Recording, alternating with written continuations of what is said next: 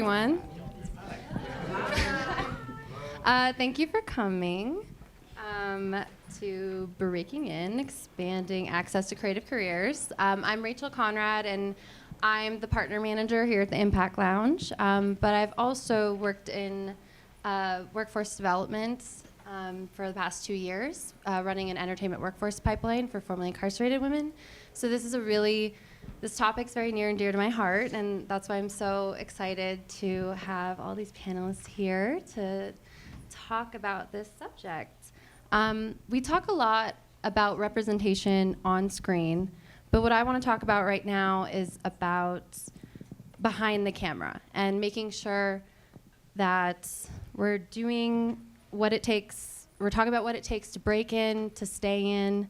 We'll talk about training, mentorship, organizational support, tools, and why expanding access isn't just about equity, it's about the future of storytelling itself and making sure our industry stays vibrant with talent behind the camera. So let's just quickly go around and introduce yourselves, and then we'll jump right into it. Hi, I'm Olivia Oneman. I am a documentary film producer. I've been doing this work for over 20 years, working mostly in independent feature-length docs. I've been very fortunate to premiere 4 films here at Sundance over the years, and have also lived the life of a freelance producer and figuring out how to make that work as a career. I'm Jessica Wolfson. I am Executive Director of the WAVE Grant at Wavelength Productions. The WAVE Grant is a early career emerging film fund that supports first-time, primarily female filmmakers to make their first narrative shorts, and is seed money and mentorship, which is very important to us, helping filmmakers grow in this industry and stick to being filmmakers, which is, hard. Hi, everyone. I'm Ashley Hippolyte, and I am the Executive Director of Hollywood Cinema Production Resources, also known as Hollywood CPR. And we are a nonprofit workforce development program. So we provide union-aligned training for the below-the-line, behind-the-scenes roles of the film and TV industry. We also train in live events. And so, the work that we do is very much getting our industry to be more representative of the LA community. And hello, everyone. I'm Adam Graddick, and I work on the Creative Talent Engagement and Development team at Netflix. And what my team and I do is that we oversee and manage and develop various programs and initiatives to help people get access to careers in TV and film production behind the camera, as well as be able to continue to advance in their careers once they do have that access. And we do that through workforce training programs, so typical like training, classroom training style, things of that sort, as well as what we call job opportunity programs, which are really focused on people getting those jobs so that they can get that training on the job and be able to actually advance in their careers that way. So when we talk about access in film and entertainment careers, what does that mean to each of you in your respective areas? And what barriers still feel the most entrenched? Olivia can start. What was the first part of the question? I'm stuck on the barriers question, but I wanted to. What does access mean in your field, and what are the barriers to people either getting into your field or staying in your field? I think access to me means the opportunity to pursue this as a sustainable career, and that can be really hard, and especially in independent documentaries where the money isn't there, and so that takes me immediately to barriers. What are the barriers? It's the funding of these films so that the budgets can support paying the people that are behind the camera, and I'm talking everyone from the director to the producer to the editors. So I think that is a difficult thing. Not everybody has the ability to work to volunteer on their first film, to get some experience under their belt, to say that they've got a credit on a film. And I think, unfortunately, there has been this environment of, well, these in documentary world, passion projects, and you want to be involved in them, so you'll volunteer or you'll defer your payments or you'll do these things. And I think that's a real barrier to entry, because we all have to, passion can only pay the rent so much, really. So that would be my experience. Definitely.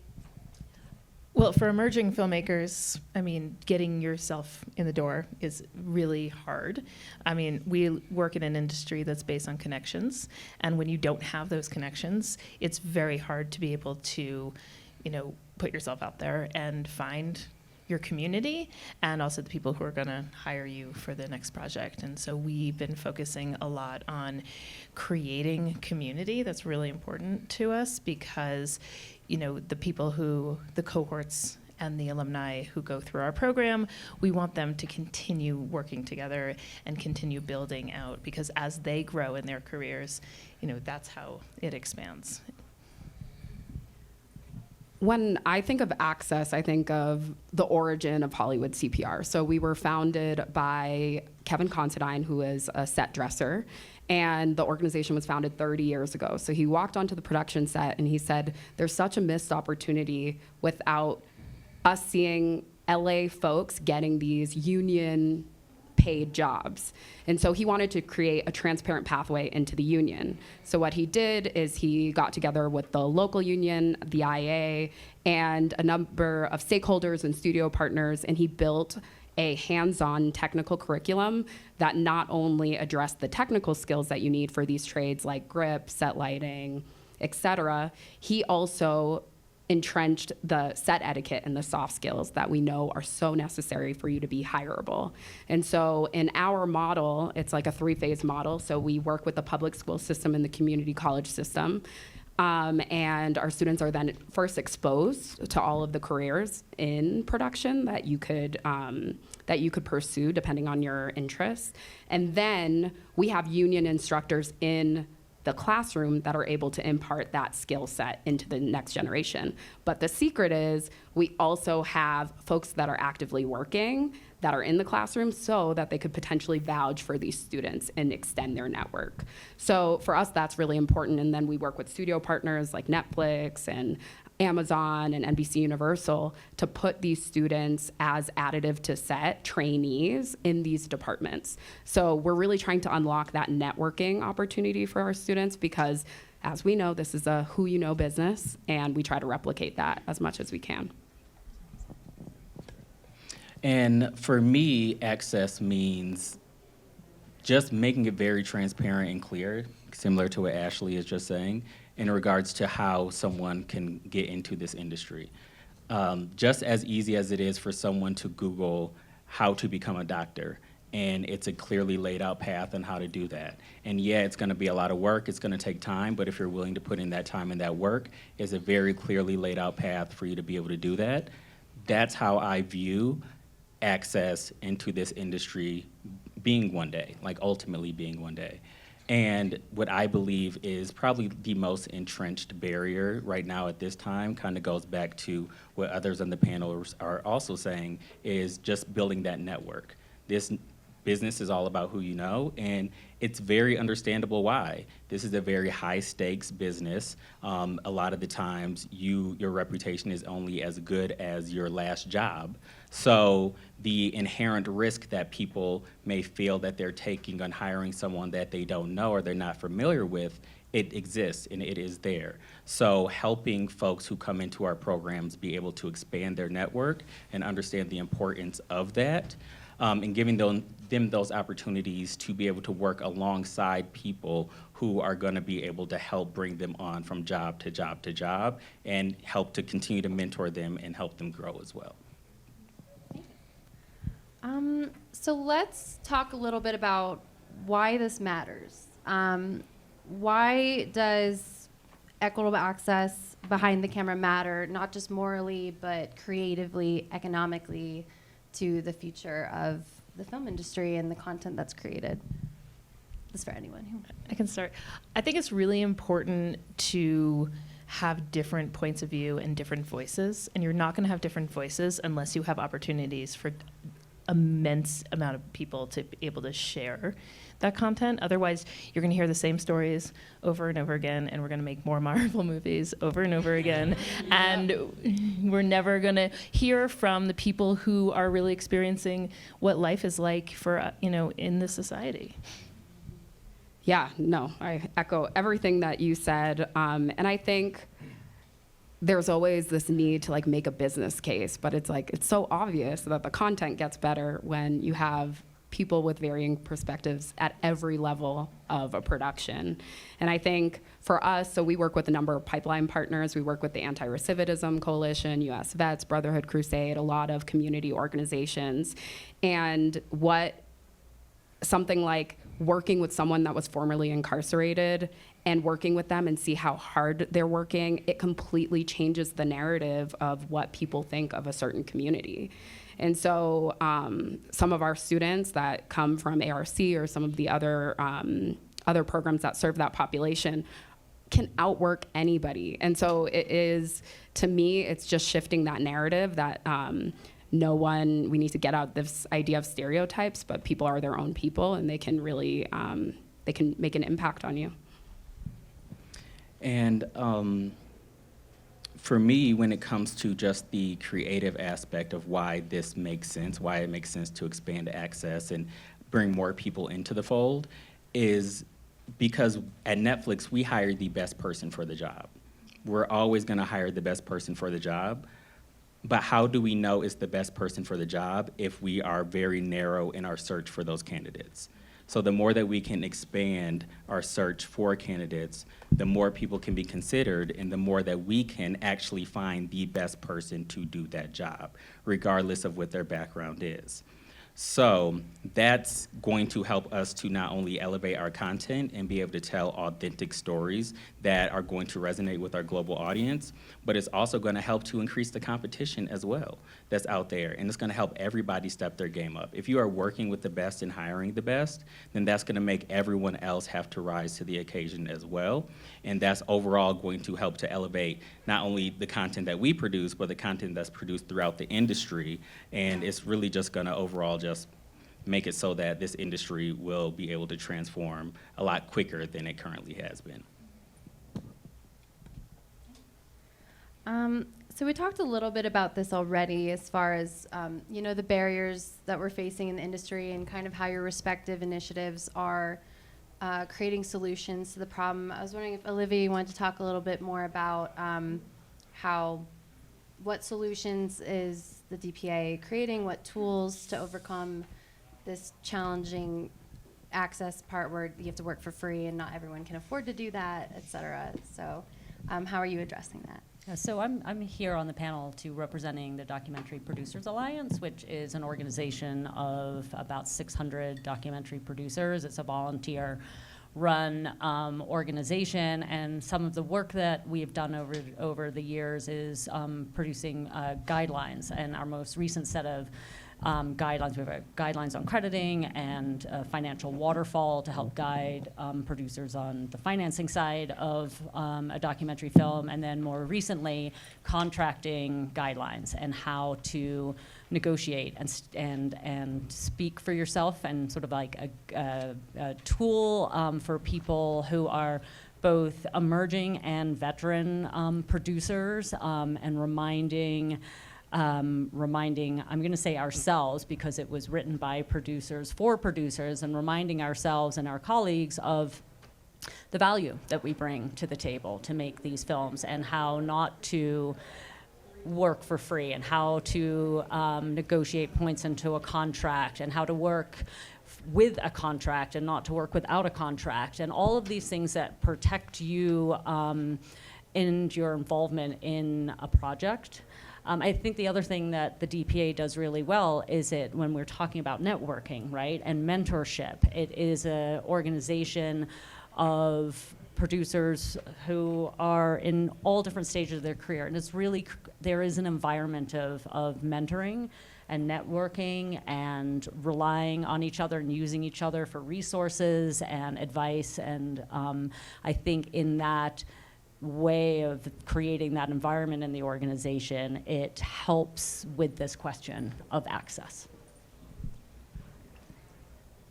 Ashley and Jessica, your programs are literally building pathways for people, and I'm curious, what makes your training programs effective in preparing people for long-term careers rather than short-term placements? And I know you touched on it a little bit about the mentorship piece, but I'm curious how you support people continuously once they've even gone through your training. Yeah, so at Wavelength, we provide a year-long mentorship for our grantees from development through distribution, and they meet as a cohort every 2 weeks to actually go through what their challenges are, talk through amongst themselves, any notes that they, and advice they need as a group. So we're really creating a community there. And then once they have been through that program, we at Wavelength, which is a production company, and we're doing documentaries and narratives and brand, we really consider them part of our family. And we want to continue to go back to them, and we want to continue to engage with them as their career grows. And we're building out a lot of really cool, interesting, additional opportunities for them beyond just this, emerging grant. Yes, so what I would say is, since our program has been around since 1997, there are many alumni that are working on any given day in LA on a production. And so what I think has naturally happened is that a lot of our alumni are there to provide support to some of our students that are incoming. And so we're trying to be a lot more intentional about connecting the dots, because there are a lot of folks that have graduated, like we went to set to, on a Ryan Murphy production, and as we were visiting a trainee that was working in the department, we ran into a camera trainee, one of our camera pathway alumni who had been working with Ryan Murphy for like the last 10 years. And so it's kind of not only analyzing those outcomes, but analyzing like how can we pair up our alumni with our current students in really intentional ways. And I also just think that peer-to-peer networking is so important. So in our program, it requires at least 640 hours of on-set experience. And so a lot of those students, they start off on student film projects, and talking about like your rate, we tell our students, you get your confidence up, and then you need to start charging for your work. But I think what happens naturally is, as folks are getting gigs, they're getting paid gigs, they're pulling in their other counterparts, and they're just trying to help one another, because we train across costume and all of these various departments. And so I just love to see, everyone helping each other get a job. That's the goal. Great. And then maybe using Ashley and Adam, your collaboration as an example, what gaps exist in the current career pipelines, and how can studios, nonprofits, training programs collaborate more intentionally to fill those gaps? Yeah, I'll start. Yeah, since you just got done talking, let you take a break. Thank you. Yeah, no problem. Anytime. It's really about, so in regards to the gaps, so my team covers all the US and Canada. And what those gaps are, it really varies from location to location. The gaps that exist in Los Angeles are different from the gaps that exist in New York and New Jersey, are different from the gaps that exist in Albuquerque, Toronto, Vancouver. You guys get the gist of it. So, but overall, I can say that how we go about addressing those gaps in partnership with different organizations, different schools, what have you, is all about open communication and making sure that we are collaborating and sharing information that we have. Excuse me. As Ashley mentioned earlier, she's having a lot of conversations and collaborating with a lot of the local unions to understand what the gaps are that exist in Los Angeles. We, on our end, are also having those conversations in Los Angeles, but then other areas in the US and Canada as well. So making sure that we are all coming together, we're sharing that information, and we are then figuring out the best ways that we can each go about filling and addressing those gaps. Creating like the workforce trainings and doing those in a way so it's touching on certain skill sets that are actually going to be needed and valuable in certain crafts, not not the skills or the things that were needed 20 years ago, but really what's needed for today. Making sure that we are imparting that information onto the organizations we partner with so they can make sure that they are including that in their curriculums so that when students do come out of these trainings that they are well equipped to be able to step on set on our productions and hit the ground running day one, as well as be able to like add value. And we on our end, on the studio side, we collaborate a lot with the hiring folks on our production. So the producers, showrunners, the HODs. We want to know what is it that they're experiencing on the ground. What is the skills that they feel like are missing in their existing crews, but then also in new folks that are coming into their departments, and making sure that we're sharing that information as well with our partners so that we can make sure that all of that is being addressed throughout the entire pipeline. Yes, and I think that for us, as Adam mentioned, so we do quarterly union convening. So we meet with all of our local partners, and then we talk about, okay, what are the skills, what are the jobs that we can foresee, how can we train up or train differently our students, because it's an evolving curriculum. We're always changing to meet the needs of the industry. And then we talk to our other stakeholders who are the employer partners, and we're also saying, what are you seeing? And so we're kind of matching. Our organization really lives in the epicenter of all of these key entertainment stakeholders. And I think for us, it really is what I'm seeing as a need is our students, upon completion of our program, we have agreements with the AMPTP and IA, so students are getting entry-level union placement. And so all of our students who have graduated and are 5 years or less, like in the business, they're having some difficulties. Obviously, we know production has fluctuated, and so what we are really trying to do is what can we do to support students who have union placement but now need to continue to get those jobs because they haven't seen like a great year of production yet. So I think that's been something that's been helpful. And yeah, our students are like, they hustle. So for the tax incentive for California, they were up in Sacramento talking about what we need as an industry, what we need for a city. So for us, it's just really making sure to understand the needs of our stakeholders and how we can work together to make our industry the best, you know?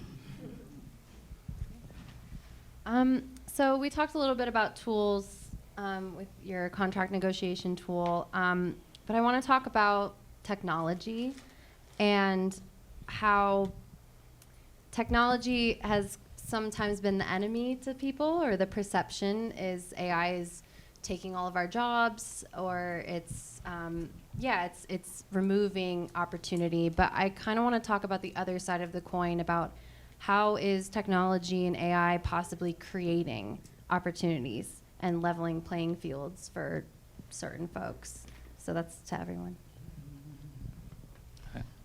I'll just say that I have yet to utilize AI a lot in what I do, but I can see that it could minimize time on some of the roles and some of the needs of producing a documentary or editing or visual effects or graphics or whatever. Perhaps that brings budgets down a little bit, which may then provide more pathways for people into the industry because there's less money to raise or to finance a film, and that, I'm just speculating. I haven't experienced this yet myself in my work, but that might be an area where you can take the load off one part of the production or one piece of the editing and give the human editor more time or more financial resources to do their job in like added editing weeks or things. So I don't know yet, but we'll find out. I think for early career filmmakers, you tend to make things on your own, and you don't have a crew of people or a team because you can't afford to pay them yet. And so I really believe that there's a lot of AI tools that can really help take the load off that individual trying to put together their project. So whether it's helping make a deck to pitch your project, or a shot list or storyboards, to things that end up falling on your shoulders because you don't have that team, can be really helpful. And so I really have seen a lot of young people, kind of using AI and using this technology to be able to kind of get a little bit farther, so that when they do talk to their producer or their DP, they have a little bit more of a game plan, as opposed to, I don't know how to do that and it's not in my skill set. So that seems to be really helpful. For us, we teach our students to be entrepreneurial, and part of being entrepreneurial is understanding the new technology and understanding how you can leverage it. And so I think that our roles are still very important to the business. For now, I can really tell when something is driven by AI. So I think it's going to continue, like the unions are going to continue to a degree to protect all of these jobs, but I also think there are ebbs and flows with new technology. So I think it's just an important skill set to be flexible and to understand what the needs are and how you can remain competitive and marketable, and that's what we're teaching our students. So we're hoping that is like something that they carry throughout their career. Yeah, plus you work with a lot of tradespeople and crafts, and so perhaps, with technology and AI, that the physical crafts are going to become more valuable because AI can't build a set. So, That's the hope. Yeah. Not yet. And for me, when it comes to how AI is being leveraged in the various crafts on set, I don't have much visibility, so I'm not the best person to speak on that. However, my overall view, and from my personal experience in my job, is I leverage AI to help me be able to spend time on the things that I'm getting paid for that are actually adding value to the work. So the meetings that I'm having with producers and showrunners to understand what are the roles that they're looking to hire for on their teams, and me then doing the work to figure out how to find people to be able to fill those roles. When I'm in those meetings, if I can use an AI tool to take notes for me so I can actually be engaged in the conversation and maybe be able to complete the meeting 5-10 minutes early, that's more time that I have to get back to finding people to fill these roles. More time that the producers and showrunners have to get back to doing what they need to do to actually create the project. So it's just things of that sort, how I view it as a means for us to be able to leverage it, to be able to focus on those things that we are good at that are actually adding that value. Adam, from your vantage point at Netflix, what are studios getting right and wrong when it comes to working with emerging talent and community-based training programs? Great question. So what I feel like studios across the board are getting right is that we understand that there is a need to expand access to careers in this industry, working on our productions, and that there are efforts being done to undertake those. Where I think that there is room for improvement, and this is something that has been a focus of ours on the Netflix, or at Netflix, is making sure that that work that's being done is actually meaningful and impactful work. And when I say that it is work that's actually leading to job opportunities. A lot of production, I see you pointing your finger like in agreement. Yes, yes, yes. Clock it. So a lot of times historically there's been a lot of training done, but not actually tied to those job opportunities. If you don't have those job opportunities, then that's not going to move the needle. Like, our industry is going to continue to look how it's going to look. There's going to continue to be a million Marvel movies. I love Marvel. I love DC as well. No judgment. But it's not going to change the current situation. And it's not going to give people who are hardworking, who are extremely talented, extremely qualified, the ability to get into this industry and have a very successful and lucrative career, and to possibly, change the industry for the better. So I think that that is one area. I think I see things starting to change in that direction, because when it comes to this work, I mean, it is a financial commitment, and it is harder to go from just creating like classroom trainings and then tying that to job opportunities, but going that extra mile and connecting the training with the job opportunities, which we work very closely with like the Hollywood CPRs and other partners to, like I said, to align on their trainings and then bring those folks onto our shows or help them get hired onto our shows. That is, like I said, I keep saying it over and over, that's what's really gonna move the needle. That's what's really gonna like change this industry and move us all forward. For emerging filmmakers and crew members in the room, what's one actionable step they can take today to move forward and work more with your programs? And maybe if they're filming a movie and they want to hire new talent, what's one step they can take to help move forward the workforce diversity? I would say if you have a film or a TV show that's filming in LA, get a trainee from Hollywood CPR. If you have a smaller budget, maybe you could get some of our trainees that are earlier on in their career and they're looking for work, looking to get that confidence to be built up. I also think we tell a lot of I feel like a lot of you are well into your careers, but we tell a lot of the folks that are interested in our programs, get on set, see if you like it. There are so many people. We're like a specialty program. We're for when you love production and you want to specialize. And we do like exposure to different career pathways. But we always say the people that are, have worked a few jobs and kind of have lived life are really good and successful in our program because they know how to work grueling hours of 12 to 14 hours on set. And so it's not a business that's cut out for everyone. So exposing yourself to that earlier on and kind of figuring out what you want to do is often how we guide students before they enter our program. I'll speak to that too from the documentary side of things. I think it is seeking out resources like the Documentary Producers Alliance, asking more veteran people in the industry to spend 20 minutes, 30 minutes with you talking about their career.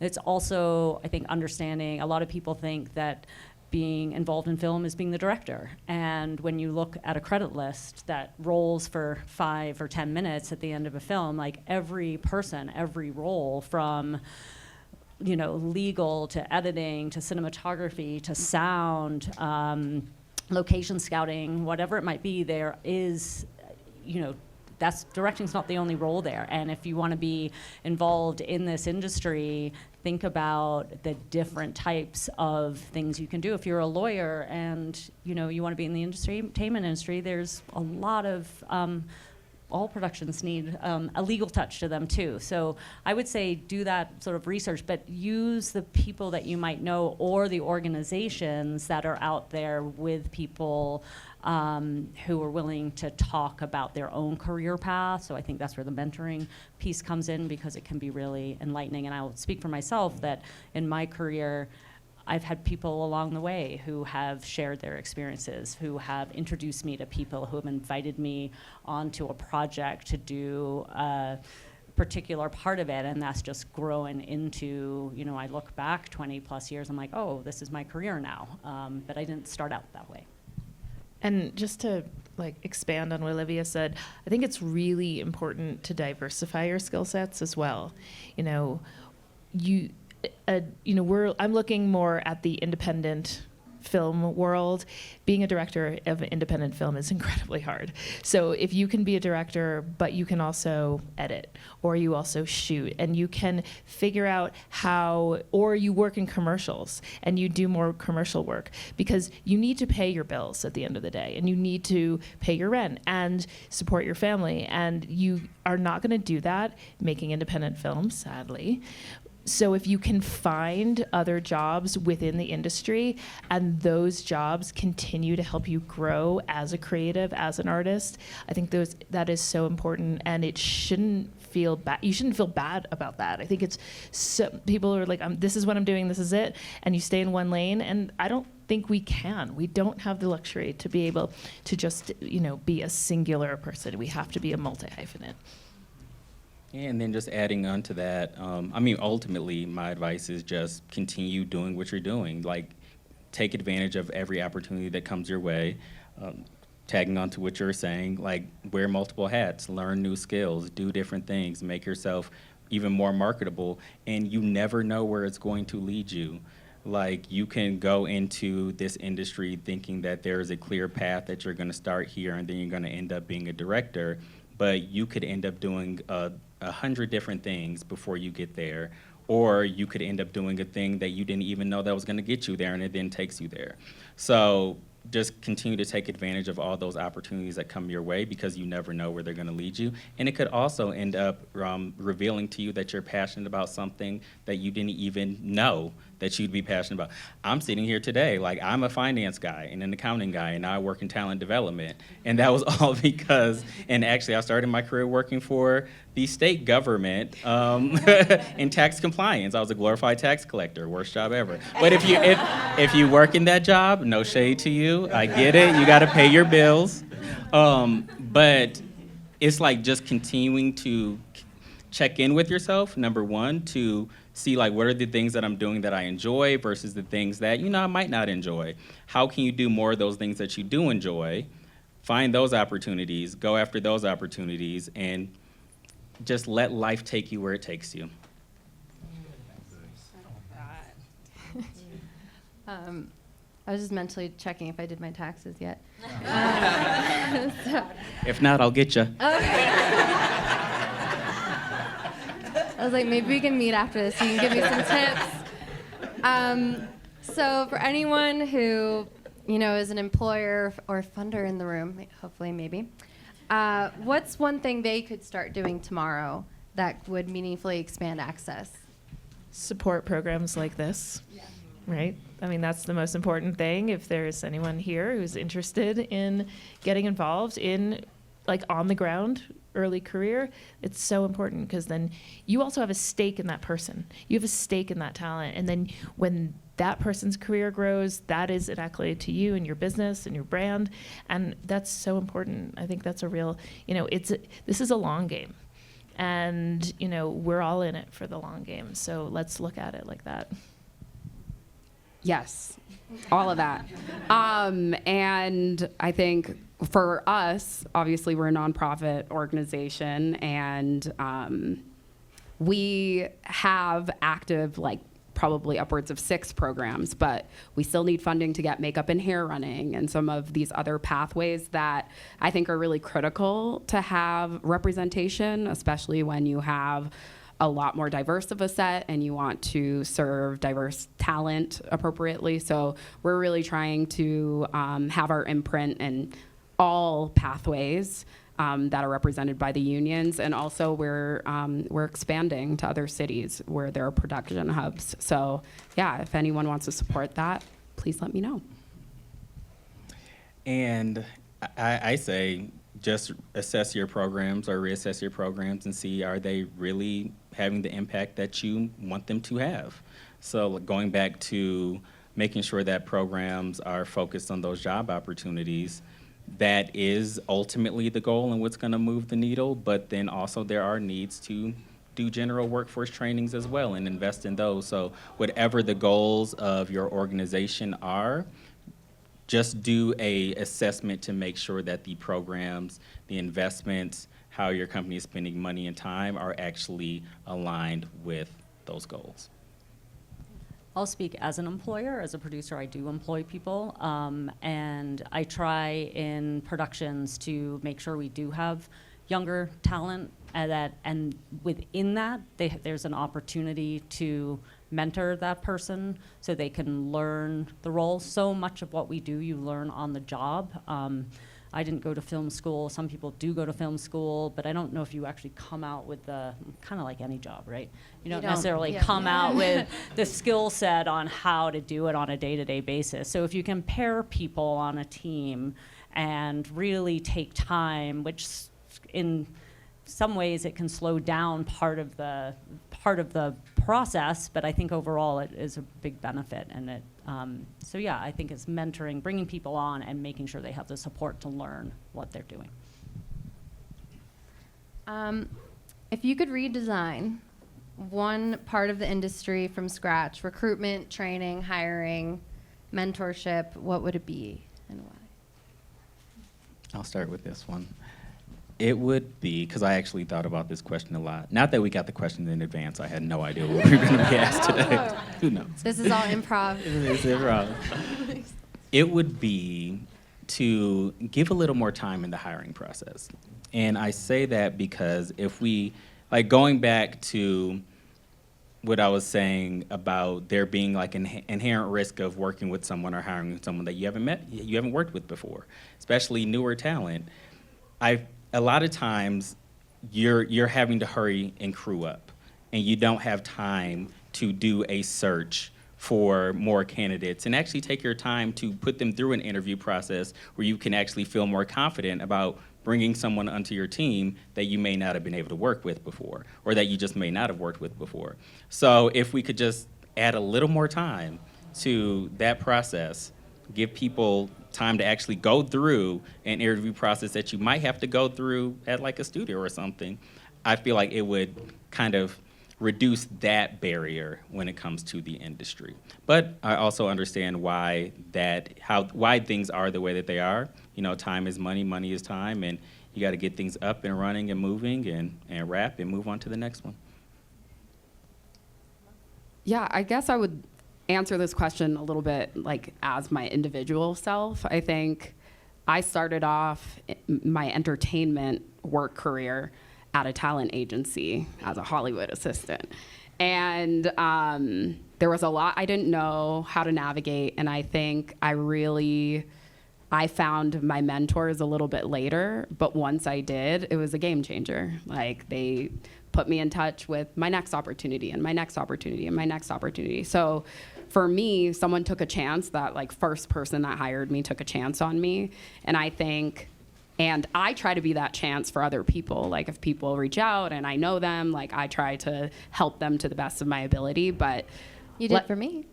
yeah, of course. I'm happy that. Can vouch. But yeah, I would say like the mentorship piece. It's just sometimes really hard to find people that are willing to invest in you, but finding the right person, because I think for me, I sit in this weird world of entertainment where it's like social impact, entertainment, all of these things combined together.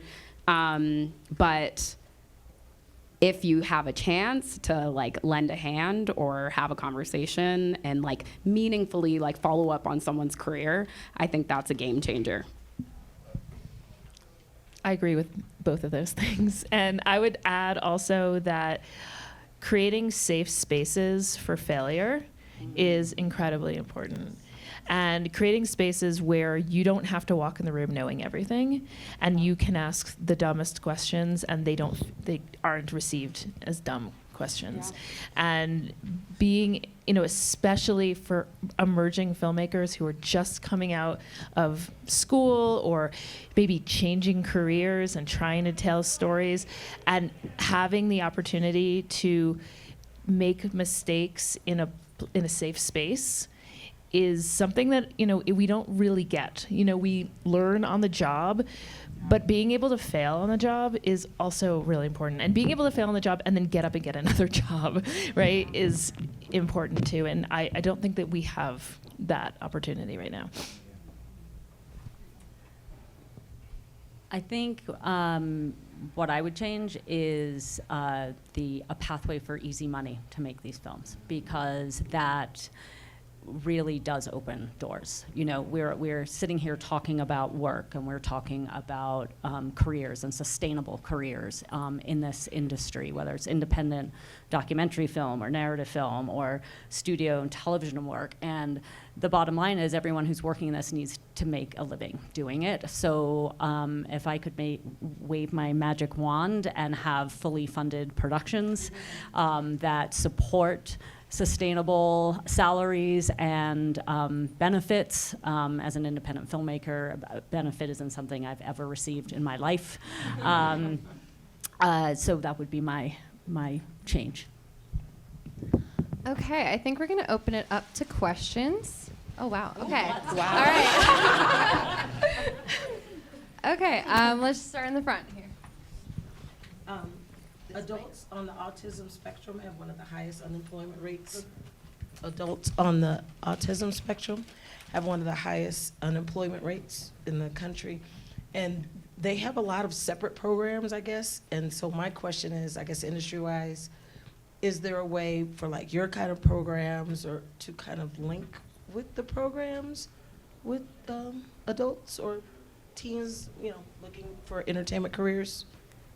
Yeah, I can speak a little bit to that. So the founder of our organization did not thrive in an academic environment.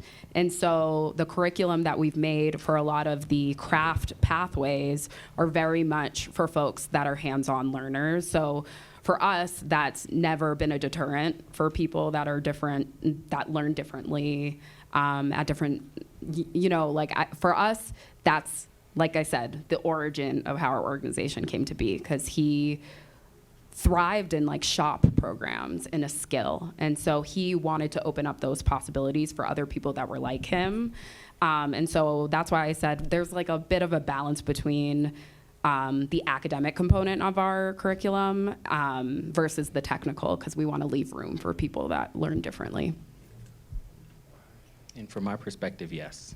Yes, they're definitely, when I talk about expanding access, we are expanding access. So we focus on communities and groups who historically have not had access to careers in TV and film production, and finding the talent who are going to be best for those jobs.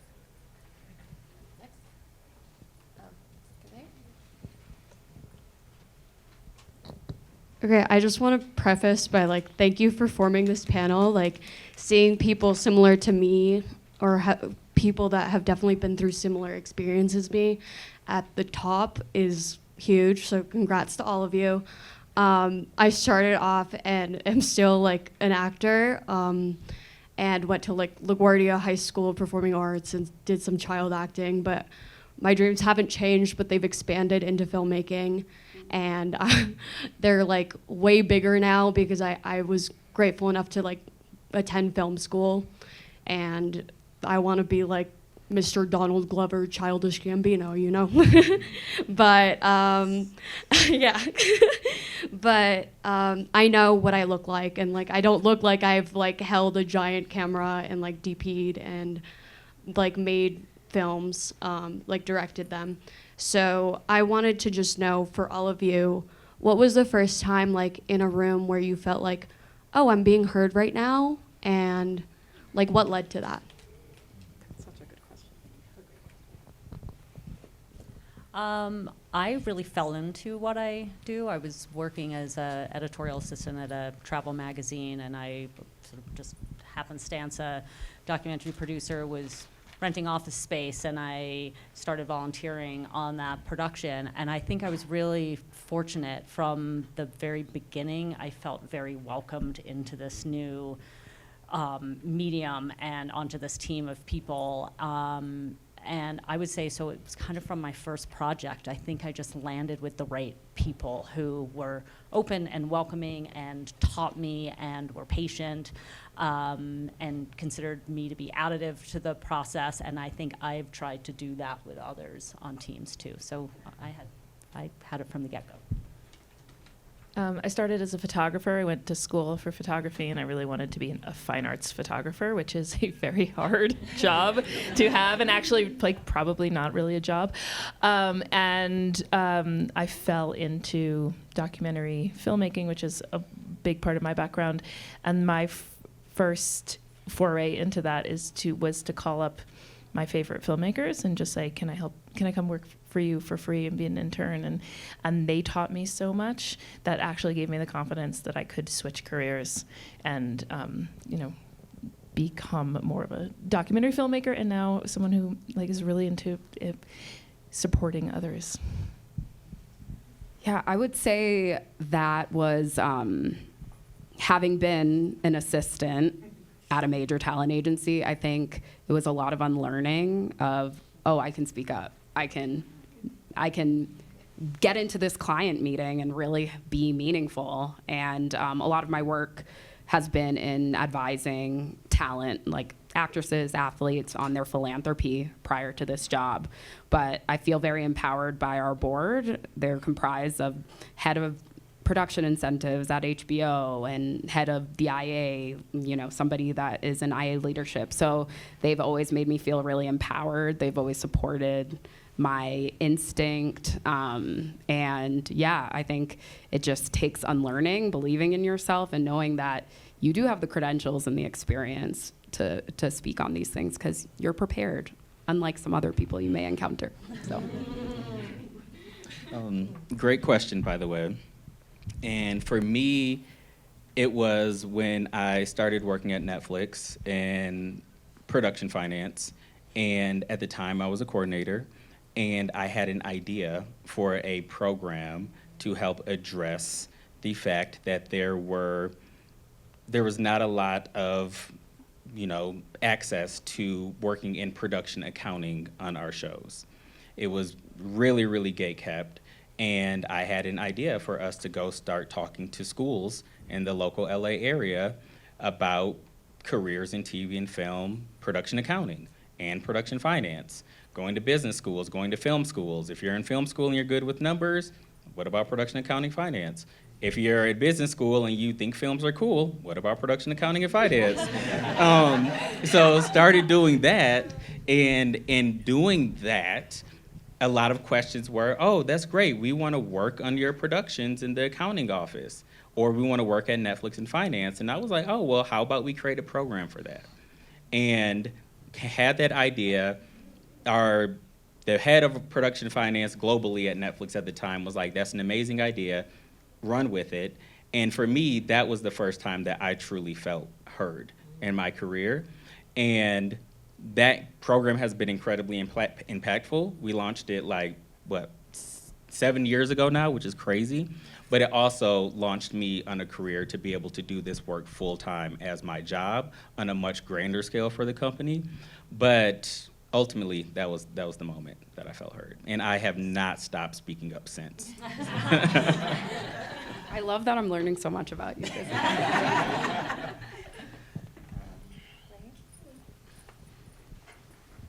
Hi, everyone. Thank you for coming in. So my name's Jenna Cooper. I'm from Cleveland, Ohio. And as you know, Cleveland, Ohio is not a very big film spot. Yay! We do actually have 2 films in right now. I was working on Buddy as a puppet maker, so everybody go see Buddy. Shout out. And for me, that was my first big feature film. And as somebody within the creative department, as special effects, production design, something along that, it's very hard for me as a crew member with films that come into town, even if I know somebody on that production, to get onto those productions. Because again, I am still a student in scheduling, yay. But portfolio-wise and resume-wise, I still have to stand out. And with this being an NDA, it's a hard thing. So for these students in the room, what would you say is best to have on your portfolio, your resume, or just to have in your email to these productions to have you stand out and be like, hey, I want to work for you? Because like you said, you reached out to productions and that worked out. So what would work for anybody in here? I mean, tenacity and really saying I'm willing to do anything. I'm willing to try anything. I just want to get my foot in the door. I want it, I'll be a PA, I'll be a runner. What do you need? I think will be really helpful. And, I think the problem with film cities outside of New York and LA is that when they tend to hire people from New York and LA to come there. But if there are film communities in your town, so I live in Austin, and Austin Film Society has an incredible workforce development program, and they're constantly trying to bring in local jobs. If you have that, even if it's small in Cleveland, getting involved with that crew so that they will vouch for you is really incredibly important. And I would say the tenacity piece, a lot of people that are, gearing up for production, they're also really busy people, and you can't assume that your email is going to be seen the first time. So email again and again and again. Pardon? My rule's 2 weeks. Every 2 weeks. Okay. Yeah, I'm going to do one more question. Just talk loud. Okay. So we all know that we had a moment where underrepresented groups were sought after for their stories. We're kind of thank you. We're kind of seeing a backlash to that, and even in Hollywood, being as liberal as it is, there are moments of unconscious bias.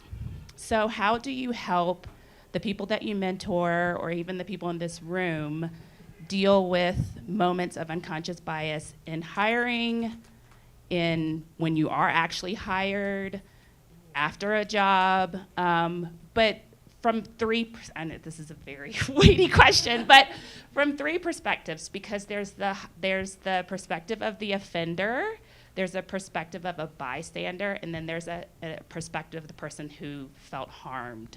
So how do you help the people that you work with handle that?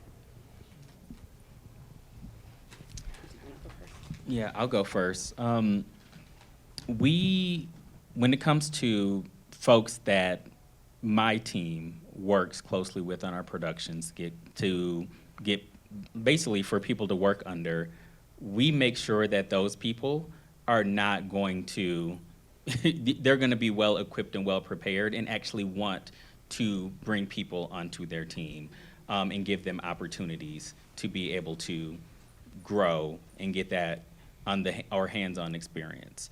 So for us, like overall in general, when it comes to like all of our production crew, HODs, the leadership, there are certain levels of training that they receive to be able to know how to handle certain situations. But my team goes a step further and makes sure that we're just not placing people or helping people get hired or connecting people with anybody that works in our production. We're very intentional with hiring them and on productions where there is going to be a safe space, where they may actually have opportunities to make some mistakes and grow and be able to not feel discouraged or have any additional barriers in being able to continue on that show or just beyond that show in their career. Yeah. Oh, go ahead. No, no. I was just going to say, to be intentional of your hiring is incredibly important. And these changes are not going to get made unless we make them from the ground up. And I worked on a program called Rising Voices that unfortunately got canceled because of that very problem. And we were incredibly intentional about creating crews above and below the line that focused on diversity across the board. And if you can be diverse in your hiring and your collaborators as a young emerging filmmaker, that will just continue because you hire who you know, you hire fast, but hiring with intentionality is incredibly important. All right, that's it. But thank you everyone for coming.